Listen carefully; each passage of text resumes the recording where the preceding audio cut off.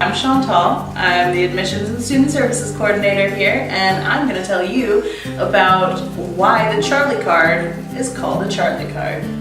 Who is the politician who started this endeavor? Walter A. O'Brien Jr., mayoral candidate, 1949, Boston. All the other mayoral candidates were running radio ads because radio was like the most popular medium at the time. Everybody listened to the radio. But he didn't have enough money to run an ad, and he wanted people to hear his message. So instead, he figured, I'm just gonna make my own radio.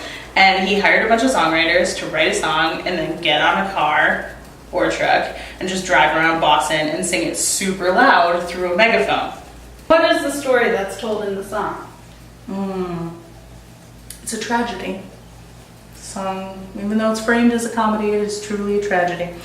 The song that he had written was called Charlie on the MTA. So basically what he was doing was criticizing the MTA's new idea to also charge exit fares. So when you get on the train, you give them money to get on, but to get off, you also have to give them money.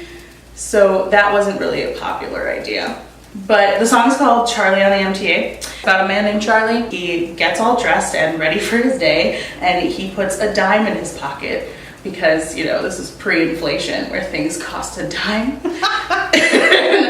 So he puts a dime in his pocket, he kisses his wife, he says goodbye to his family, and he goes and he gets on the train, he gives the conductor his dime, and he's ready to start his day. He's going about his day, puttering along, having a good old time, and he gets to his stop and he goes to get off. But the conductor's like, hold up, wait, you still owe me another nickel. And Charlie's like, what?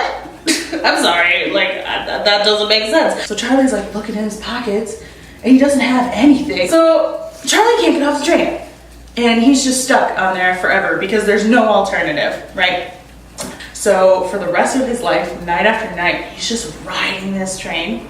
And I think his wife catches on somehow. It's not like he could send her a text that explained that there was a problem. I think she just noticed that maybe he didn't come home, and so she went to go look for him. And so every day at 2:15 p.m. she goes to the same train stop and with a sandwich because, you know, she's ever doting, and one sandwich is enough to get you through the whole day.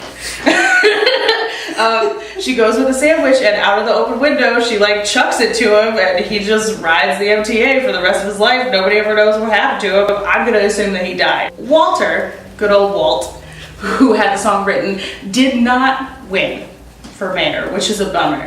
However, 10 years after the song was written in 1959, it was recorded by the Kingston Trio and became weirdly popular. Like, it hit number 15 on like the Billboard charts.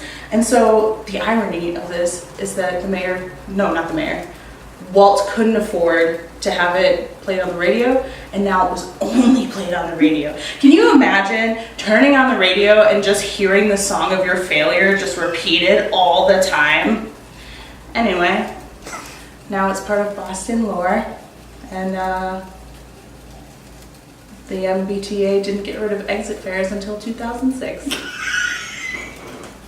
Cheers to Charlie. May he rest in peace.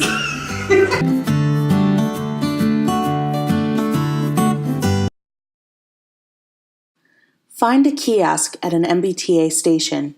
Keep in mind that trains that are above ground do not have kiosks available. You have to buy your Charlie ticket in advance. You have a few options, two of which are buying a Charlie ticket or loading your Charlie card. Today, we'll be buying a Charlie ticket. Select bus or subway tickets, then select adult. You may want to select the student price, however, that's for high school students and not college students. You can choose how much money you want to put on your Charlie ticket. They give you options, but you can always put a specific number. Charlie tickets are not reloadable. You can only use them until they run out of the money that you put on them. Then you should recycle them. Next, you swipe your card, and then you're done. You now have a Charlie ticket.